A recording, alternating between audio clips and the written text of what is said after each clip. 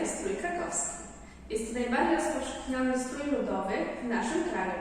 Do tej pory jest uważany za strój narodowy. Do tej rangi podnieśli go m.in. krakowscy kosynierzy, którzy brali udział w powstaniu kościuszkowskim. Ubiór kobiet w dużej mierze zależał od stanu cywilnego i pory roku. Panny latem nosiły głowy odkryte, a włosy zaplatały warkocze. Wianki natomiast zakładały tylko w dniu zamążpójścia oraz gdy były druhnami panny młodej.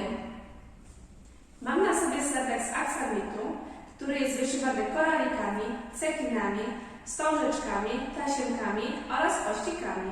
Pod spodem mam bluzkę białą z krótkim kołnierzykiem, która kiedyś była zapinana na spinkę, lub czerwoną wstążeczkę przeplataną przez dziurki.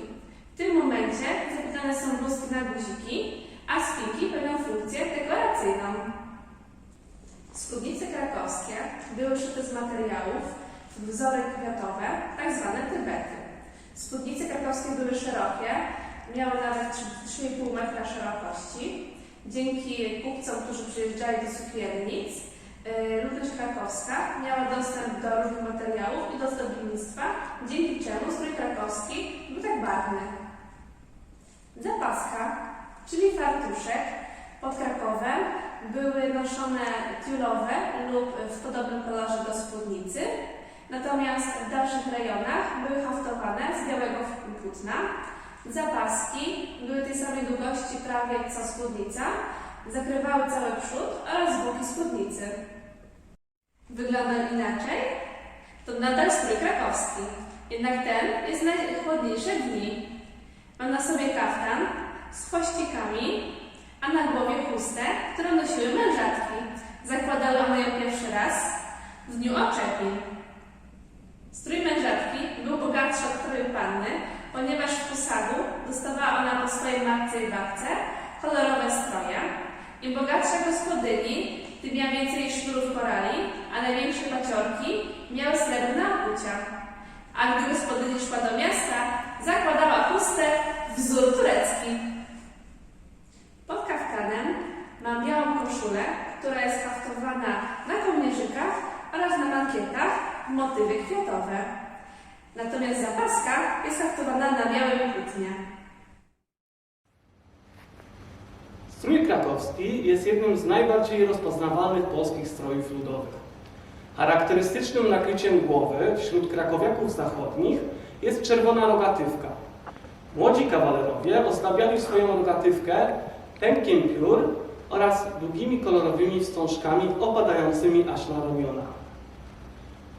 O zamożności gospodarza świadczy posiadanie sukmany oraz kaftana, inaczej długiej kamizelki, taką jaką mam na sobie. Kamizelka ta ozdobiona jest w bardzo bogaty sposób.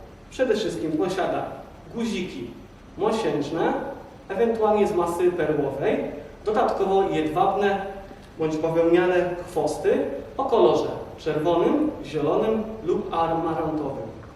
Dodatkowe zdobienia chwostów znajdują się na klapach kieszeni, połach kaftana oraz kołnierzu. Krakowiacy nosili dwa rodzaje pasów: trzos oraz pas z brzękadłami. Brzękadła były to mosiężne krążki przyczepiane z boku pasa na 2 lub 3 rzemieniach. W czasie tańca brzękadła te dawały efekt perkusyjny. Do pasa montowano składany scyzoryk oraz torebkę z krzesiwem, chubką oraz krzemieniem. Męskie buty szyte były z wołowej skóry. Cholewka mogła być miękka i prosta lub sztywna i w harmonijkę. Dodatkowo spodnie były koloru biało-czerwonego w pasy pionowe. Mogły być one w ciągu lata szyte z lnu i bawełny, a w zimę z wełny. Dodatkowo wsunięte były cholewki i lekko wywinięte na zewnątrz.